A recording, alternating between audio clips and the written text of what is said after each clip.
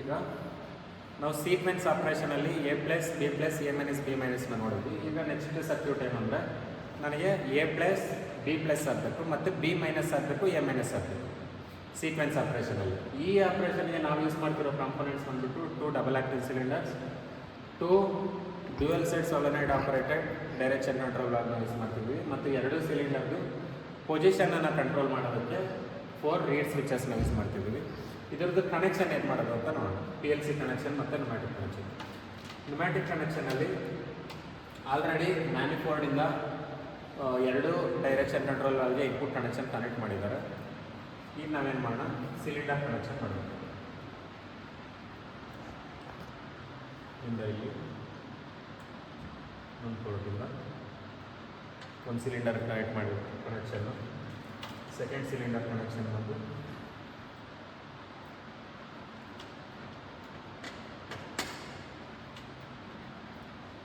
ಇದನ್ನು ಇಲ್ಲಿ ಕನೆಕ್ಟ್ ಮಾಡಬೇಕು. ಇಷ್ಟು ಮಾಡಿದ್ರೆ ನಿಮ್ಮದು ನ್ಯೂಮ್ಯಾಟಿಕ್ ಕನೆಕ್ಷನ್ ಮುಗಿಯುತ್ತೆ.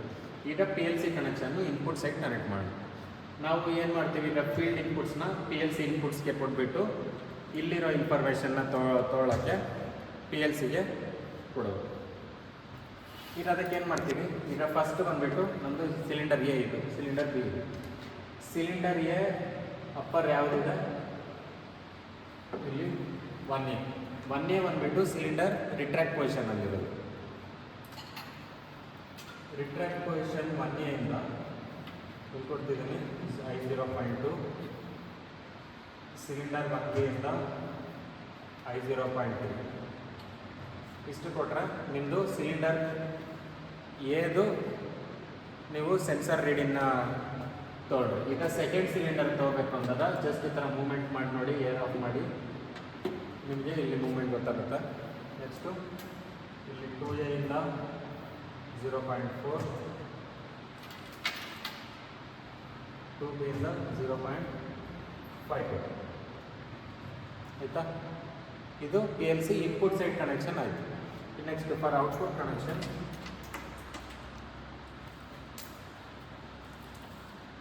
ಕನೆಕ್ಷನ್, ಏನು ಮಾಡಿ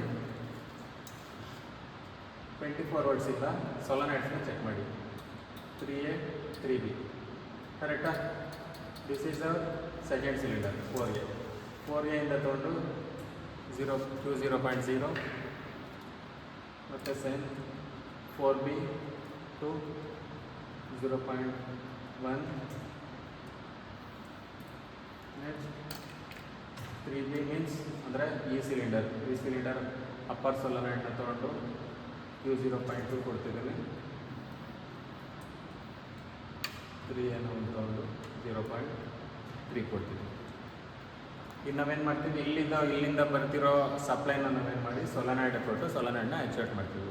ಇಷ್ಟು ಕನೆಕ್ಷನ್ ಮಾಡಿದ್ರೆ ನಮ್ಮದು ಎಲೆಕ್ಟ್ರಿಕಲ್ ವೈರಿಂಗ್ ಆಯಿತು ಮತ್ತು ನ್ಯೂಮ್ಯಾಟಿಕ್ ಕನೆಕ್ಷನ್ ಆಯಿತು. ಈಗ ನಾವು PLCದು ಸ್ಟಾರ್ಟ್ ಮಾಡೋಣ.